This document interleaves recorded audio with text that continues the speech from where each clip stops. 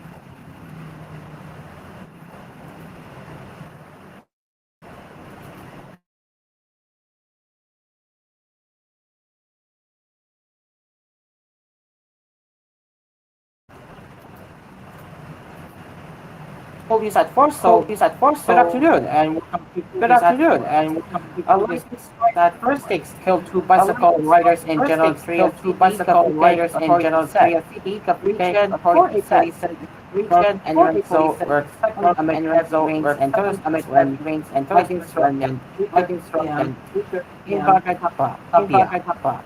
Tapia. Strike and rescuers rushed the victims to the hospital, but they were declared dead on arrival of several vehicles.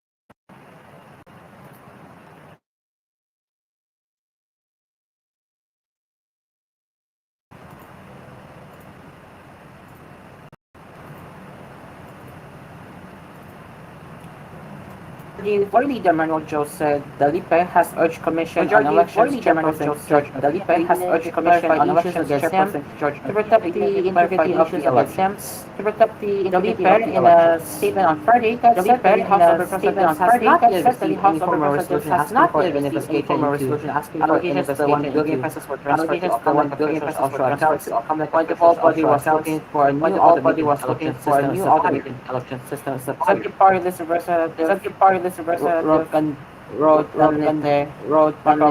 make the allegation but trying to divert the identity of the conflict fish. Garcia, however, he was the one being referred to, but he has no offshore accounts. Given this year's allegations by Congressman Mercoleta against Chairman Garcia, it is imperative that all the issues not being raised against him and the reasons why these are being raised must be addressed, especially we are now entering the season. The Liberal also said that Charles Garcia's decision to waive his secretary laws and console AMC to issue a good bill as it can remove all doubts with Kamala. Garcia has repeatedly having any offshore bank accounts, sending the media a copy of his letter dated July 10 to AMLC requesting an investigation. Personally, I think that Chairman Garcia did a good job in signing an absolute waiver for AMLC to investigate his alleged offshore accounts, but we still need to get to the bottom of this issue to remove all doubts and become a left, Daddy Best said. This investigation will provide Chairman Garcia the opportunity to answer all allegations, are ceased, therefore remove any doubts about his credibility and integrity, EIA. Margaret last Tuesday said that at least $1 billion pesos worth of transfer to different foreign banks, including those based in South Korea, while foreign offshore accounts linked to a public official. While Margaret said the findings are still being verified, he said the fund transfers involvements in public ACS procurement.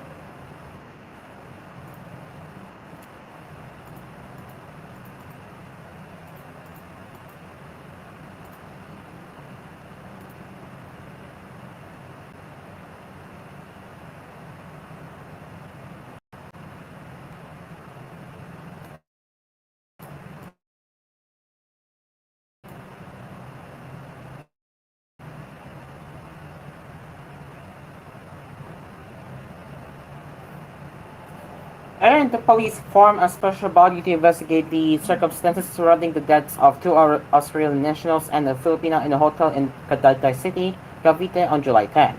The police regional police 4A said the special investigation task group SITG David Fisk was created to investigate the killings of David 57, Lucita age of 55, both Australian citizens, and Mary 30. The bodies of the victims were found at 1:35 p.m. with their hands and feet tied and their mouths covered with packaging tape inside one of the hotel rooms, the police report said. For now, we are conducting a thorough investigation based on the evidence that we have collected in our initial investigation, Brigadier General Paul Kenneth Lucas, PAO-4A commenter, said in a statement on Friday. The investigators were backtracking video footage from closed-circuit television cameras in their hotel and its premises for the identification of the killers. Rest assured that we will provide updates on any new information that comes to light on this case. We will make sure that those responsible for the heinous killings will be punished, Lucas said.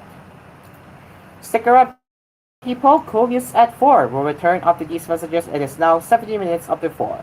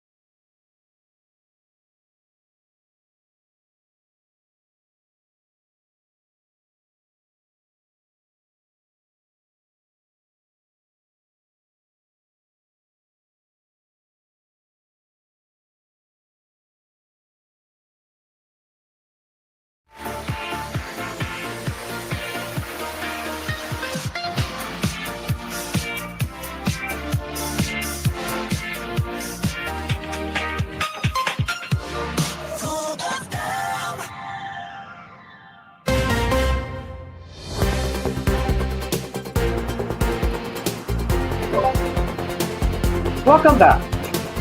What could go wrong with Sara Duterte, right? Well, Vice President Sara Duterte is drawing more criticisms over her self-appointment as a designated survivor, with lawmakers advising her to refrain from watching too much Netflix.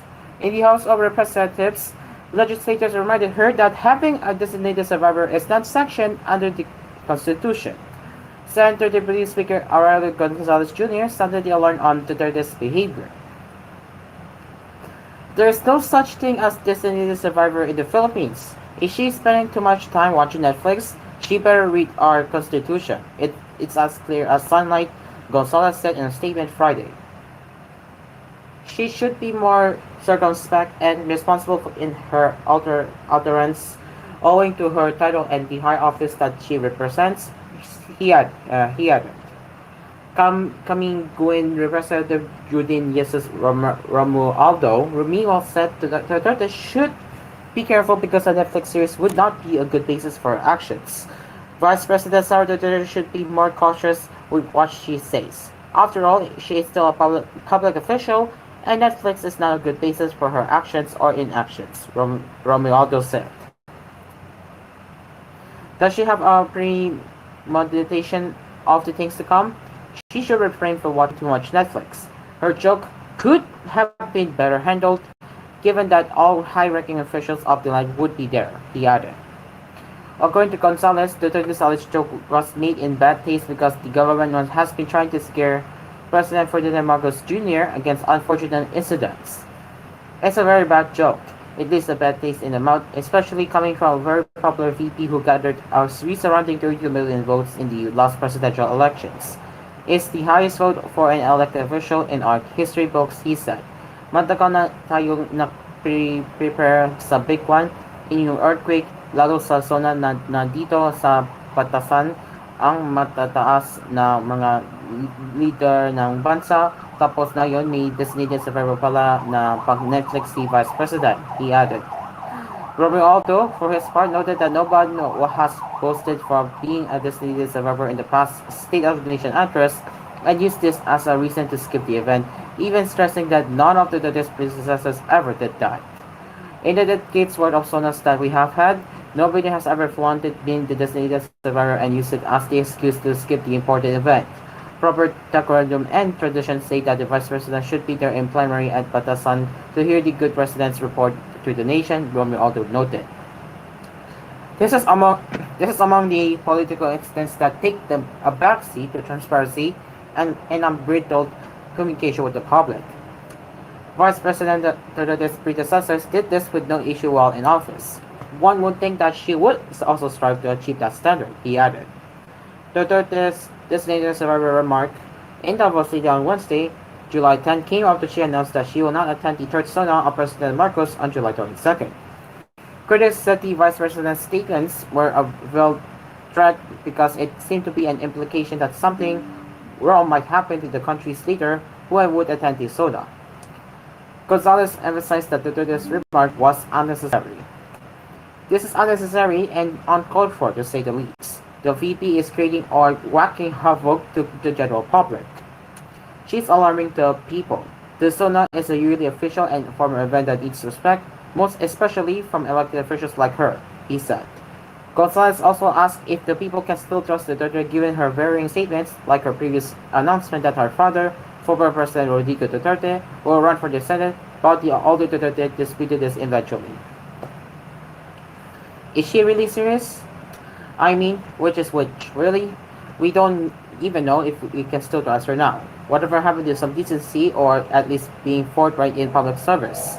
Career in government is not something anybody can play with. We're dealing with people's money and public resources, Gonzalez added. Customs and Neurotics personnel intercepted on Friday an outbound shipment of methamphetamine hydrochloride crystal meth or shabu with an estimated value of 680,000 pesos at the Ninoy Aquino International Airport. In a statement, the Bureau of Customs said it conducted the operation in collaboration with the Philippine Drug Enforcement Agency and the NAIA Interagency Drug Interdiction Task Group, or NAIA DIDIDG. The shipment, declared as documents, raised suspicion while it was undergoing routine scanning. It turned out that it contained 20 sachets of shabu. It came from Muntinlupa City and was bound for Italy. The BOC handed over the confiscated drugs to PDEA for further investigation on violations of the Comprehensive Dangerous Drug Act of 2022, and the Customs Modernization and Thrift Act. Fugitive televangelist Apollo Kibuloy is still in the Philippines, but the country is getting smaller for him, Interior Secretary Benjamin Abalos Jr. said Friday. Apollo's remark came amid reports that the founder of the Kingdom of Jesus Christ already fled to China. There's always that possibility, Apollo said in a press conference. Pero sa nakikita namin ngayon, nandyan lang yan. Nandito lang yan sa Pilipinas. Lumiit na ang Pilipinas para sa kanila, the chief of the Department of the Interior and Local Government added. Kibuloy and a few of his subordinates were subjects of a Davao City Court issued warrants of arrest over human trafficking and sexual abuse.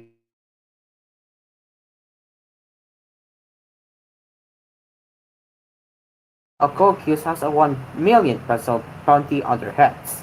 One of the fugitives, Pauline Canada, was arrested Thursday, July 11.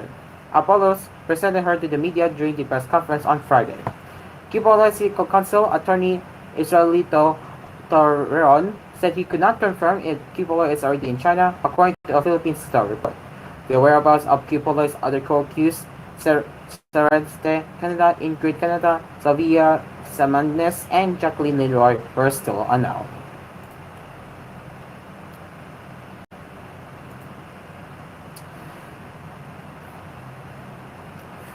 It reportedly cost 300,000 pesos for Chinese national to illegally obtain a valid Philippine birth certificate, passport, and driver's license, said Senator Sherwin Cachillian on Friday, citing his sources within the Chinese community.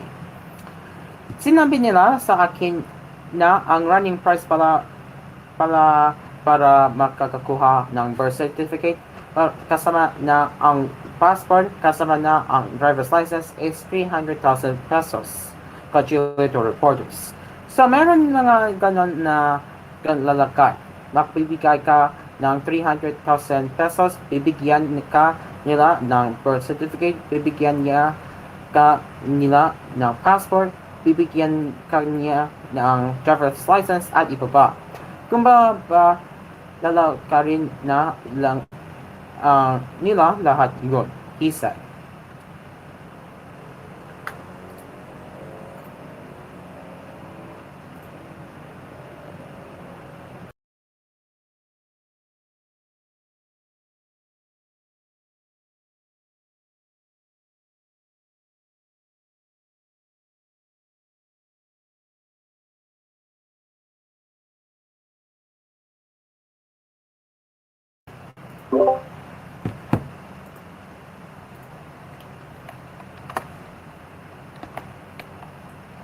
Okay, give me a second.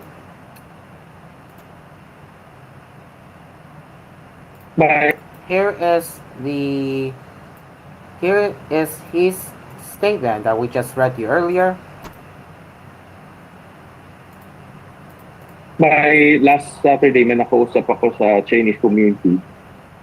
Sinabi nila sa akin na ang running price pala para makakuha ng birth certificate kasama na passport, kasama na driver's license is 300,000. So, merong mga gano'n na naglalakad, magbigay ka 300,000, bibigyan ka niya ng birth certificate, bibigyan ka niya ng passport, bibigyan ka niya ng driver's license at iba pa. Kumbaga, lalakarin niya na lahat yun. Pero ang source kasi lahat yan ay birth certificate. Once may birth certificate na, madali na kunin ni iba. So, yun yung narinig ko sa Chinese community na umiikot ngayon dahil nga lumabas na ito. Pumotok tong issue na ito. So,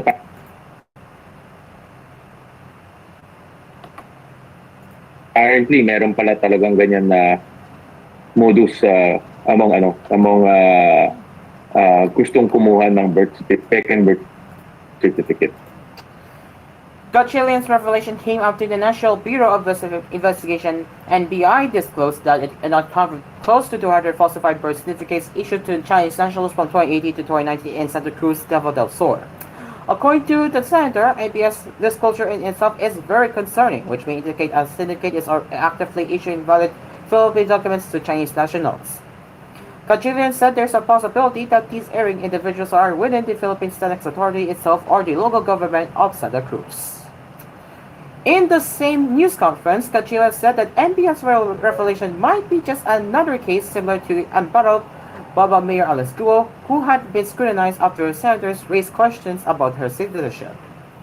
The PSA earlier admitted that Guo's birth certificate is irregular, adding that it has officially endorsed to the Office of Solicitor General the cancellation of the suspended mayor's birth document.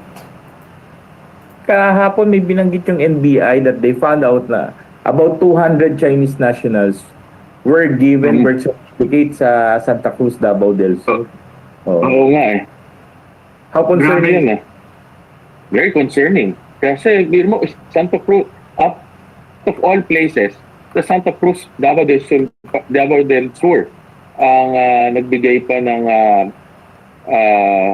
late registration birth certificate or fake birth certificate. It goes without saying, talagang may sindikatong umiikot o may sindikato sa loob ng PSA o may sindikato mismo doon sa Santa Cruz na nag-aayos ng ganitong faking birth certificate. Then, do you intend to pursue a separate investigation on this 200 Alice Guos? Oo. Tama ka doon. Ito, in effect, 200 Alice Guo to eh. And I remember na pumatok to because merong isang Chinese na gusto kumuha ng passport. Nung ini-interview na ng DFA, hindi niya na masagot-sagot. At hindi rin siya marunong mag-Tagalog. No? So,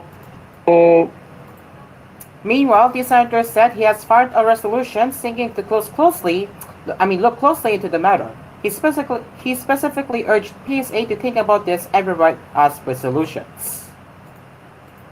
Nag-file na ako ng resolution to look at this closely. And we are urging PSA to already think about this and provide us with solutions dahil nag-uumpisa ito sa PSA. At ang setup kasi natin, PSA yung National Repository. Pero local government units ang may hawak sa civil registry. Meron tayong 1,700 plus local government units. So, just imagine, ang dami mong pwedeng puntahan para mag-file ka ng birth certificate. In the end, Kajilian said there is a need to settle the issues surrounding the country's birth certificate system, otherwise the dilemma will not be resolved. Still to come, the ILG task force formed to handle Pogo link crimes in central Luzon, according to Marcos. Illegally imported Philippine food products subject to USDA public health alert. And in business news, controlling inflation is still the top concern for Filipinos, according to Pulse Asia. And in regional news, a magnitude 3.5 earthquake felt in Camarines, and man caught smuggling 100 live snakes in his pants in China.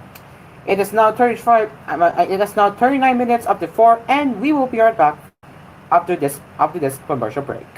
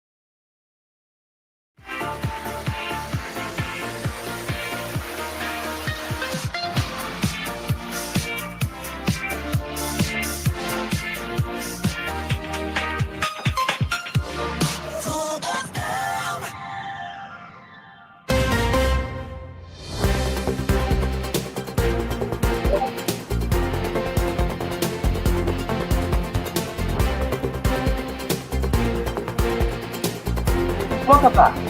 A task force under the Department of the Interior and Local Government (DILG) will handle crimes linked to Philippine offshore gaming operator Poco Hubs in Central Luzon.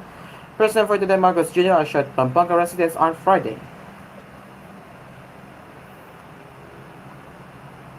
Marcos made the assurance in his speech during the distribution of aid to farmers and fisherfolks in San Fernando, Pampanga.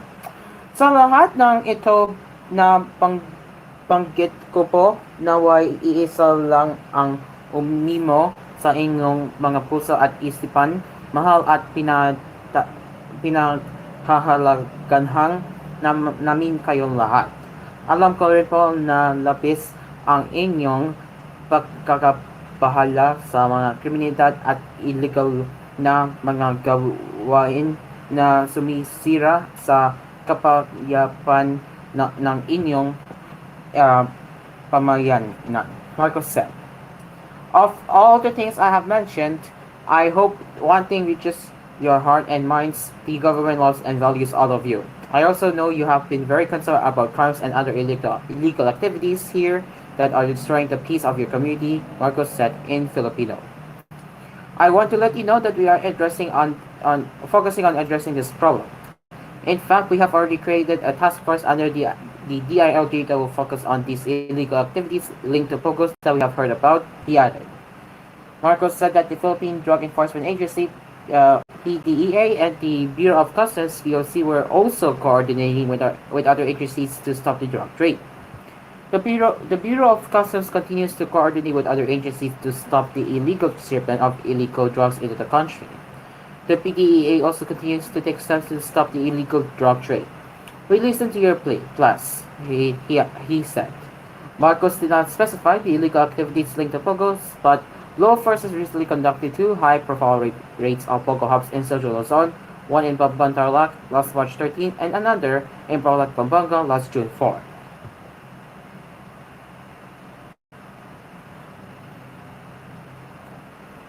In the Tarlac raid, 186 foreign and Filipino workers were rescued from the Pogo Hub, which was an alleged human trafficking ring. There were also reports that some of the employees were tortured or sold for sex.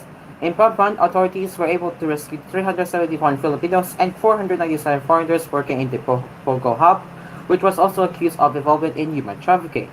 The Bamban raid brought light to issues now faced by suspended Mayor Alice Guo on Bamban Tarlac, whose the DILG believes to have a stake in the games. According to the DILG, Guo has business interests in Beaufort Land Development Incorporated, which owns the land where the raided Pogo Hub sits. Guo said she divested ownership of Beaufort, but the DILG believed the amount she divested for 2.5 million pesos was grossly incongruent to her investment on Beaufort, which was approximately 8 hectares of land. Regarding illegal drugs, the House of Representatives Committee on Dangerous Drugs has been investigating a controlled drug delivery operation conducted by PTDA, which was to track down crystal meth or shabu shipped through the port of Subic in Zambales to a warehouse in Mexico, Pampanga. Eventually, the hearings revealed that the warehouse was owned by Empire 999 Realty Corp., controlled by a certain Willie Ong, who was found to have used a fake Filipino identity while buying over 300 parcels of land in the Philippines. The committee also found possible ties to Lincoln Ong and Michael Yang, two figures also involved in investigations against Pharmaceutical Corp. There have been calls to ban POGOs and scrutinize the documents of Chinese nationals using special visas in the country. Last June 11, Makabayan blocked lawmakers filed House Bill number 10525, the proposed Anti-POGO Act of 2054, which will revoke existing POGO licenses and ban future POGO companies from operating. On June 18, House Deputy Majority Leader Erwin Tufo filed a bill that seeks to prop the reported abuse of the country's special visa programs, the Special Resident Retiree visa and the Special Investors Resident Visa, which were supposedly used by Chinese nationals to gain access in the country and work for POGO hubs. A public health for illegally imported Filipino ready-to-eat food products was issued by the U.S. Department of Agriculture, Food Safety, and Inspection Service on Thursday. FSIS, in an announcement posted on its website dated July 10, 2024 said there have been no confirmed reports of adverse reactions due to consuming these products. However, the warning was only issued as the products do not bear any producing establishment information. The Philippines is a country not eligible to export meat and poultry products to the United States. FSIS is continuing to investigate how these products entered the country, the department said in its alert. The products subject to the public health alert include 150-gram can of Argentina brand corned beef, 175 can of Argentina brand corned beef, 260 grams can of Argentina corned beef, 150 grams of Pure Foods corned beef, 210 grams of Pure Foods corned beef, 150 grams can of chunky corned beef, 190 grams of chunky corned beef, and 7.3-ounce jar of Ladies' Choice chicken spread. The FSIS found these illegally imported products during routine surveillance activities at a retailer where these items were being sold. These were discovered to be shipped to restaurants and retail locations in Connecticut, Delaware, Maryland, New Jersey, New York, North Carolina, Carolina, and Virginia. FSIS is concerned that some products may be in consumers and restaurants' pantries and on retailers' shelves. Retailers who have purchased the products are urged not to sell them, the FSIS said. It also said that consumers and restaurants who purchase these products are urged not to consume or serve them. They were also advised to double back the product when discarding it to reduce the possibility of animals accessing the product because USDA cannot confirm whether the products were probably heated to control organs of concern to domestic livestock and poultry. In the Philippines, these products have been approved by the Bureau of Food and Drugs Administration. Last May, the FSIS also recalled over 16,000 pounds of raw ground beef, possibly contaminated by the E. coli bacteria being sold at Walmart. The bacteria is said to cause dehydration, diarrhea, abdominal cramps, and possibly kidney failure, according to the FSIS.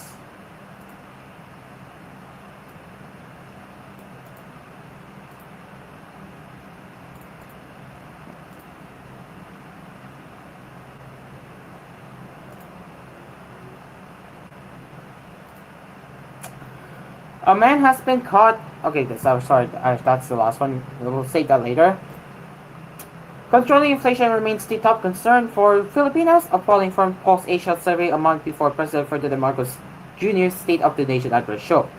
A report from Pulse Asia released on Friday showed that 72% of Filipinos feel controlling inflation should be immediately addressed by the administration, which is followed by increasing the pay of workers, reducing the poverty of Filipinos, creating more jobs, and fighting graft and corruption in the government. 44% said 44% for increasing the pay of workers, 32% for reducing the poverty of Filipinos, 30% for creating more jobs, and 22% for fighting graft and corruption in the government. Controlling inflation was also the top concern across all locals and financial classes. 67% of National Capital Region residents consider it as a top issue, along with 74% of respondents from Balas Luzon, 66% from Visayas, and 77% from Mindanao. For Class A, B, C, 64% said inflation was the most pressing issue, while 73% of Class D and 74% of Class E aired the same sentiments. For most Filipino adults, with 72%, controlling the spiraling prices of basic commodities is the issue that should be immediately addressed by the national administration. This is the only issue out of 17 that is considered as an urgent national concern by the majority of the country's adult population, Pulse Asia said. The second urgent national concern is increasing the pay of workers, while sharing the third spot are reducing poverty and creating more jobs. Fighting corruption, which is 42%, and addressing the problem of involuntary hunger, which is 40%, comprise a fourth set of national issues that the present dispensation should immediately deal with, it added. Controlling inflation has been a major concern for Pulse Asia respondents since June 2023, when the similar survey showed 63% of Filipinos marking it a pressing issue. The numbers jumped to 74% in September 2023, and it has remained at the 70% mark ever since. 72% in December 2023, 70% in March 2024, and the 72% mark this June. Most respondents also give a negative score in terms of the administration's efforts in managing the prices of goods and other commodities. In the same survey, the net approval rating of the market administration for controlling inflation was at negative 71. The second worst score was with reducing poverty with negative 34, followed by finding growth and corruption with negative 15, increasing the pay of workers with negative 15, and addressing the problem of involuntary hunger with negative 9. On the other hand, there were 9 issues where the administration got a positive net approval rating: protecting the welfare of FWs, responding to the needs of areas affected by calamities, defending the integrity of Philippine territory against foreigners, promoting peace in the country, stopping the destruction and abuse of our environment, providing assistance to farmers including selling the products, fighting criminality, enforcing the law on all, whether influential or ordinary people, and creating more jobs. The present national administration scores majority approval ratings on only 2 national issues out of 14. Public assessment of the administration's handling of 5 issues changes significantly from March to June 2024, Pulse Asia said.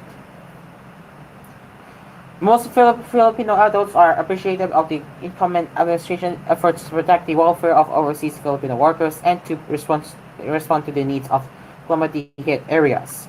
Approval is a plurality sentiment toward the latter's handling of 6 issues.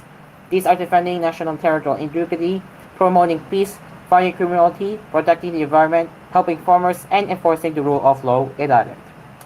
According to Pulse Asia, the interviews for the survey were conducted from June 17 to 24, 2024, a month before the SONA, using face-to-face interviews of Filipino adults aged 18 years and above. Pulse Asia maintains a 2% positive error margin at the 95% confidence level, while subnational estimates from Manila, Luzon, Visayas, and Mindanao have a positive 4% error margin, also at 95% confidence level. A 3.4 magnitude earthquake was recorded in Camarines province at 12:34 p.m. on Friday, according to the Philippine Institute of Volcanology and Seismology. The earthquake epicenter was 3 kilometers east of Pamplona town in Camarines, the seismologist said. Intensity 2 was felt in Naga City and the towns of Tinabag and Pasacao, and intensity 1 in Iriga City. PhilFolks is not expecting any damage or aftershocks, according to the PhilFolks earthquake information posted on their website. And a man has been caught trying to smuggle over 100 live snakes into main China by cramming them into his pants, according to the country's customs authority.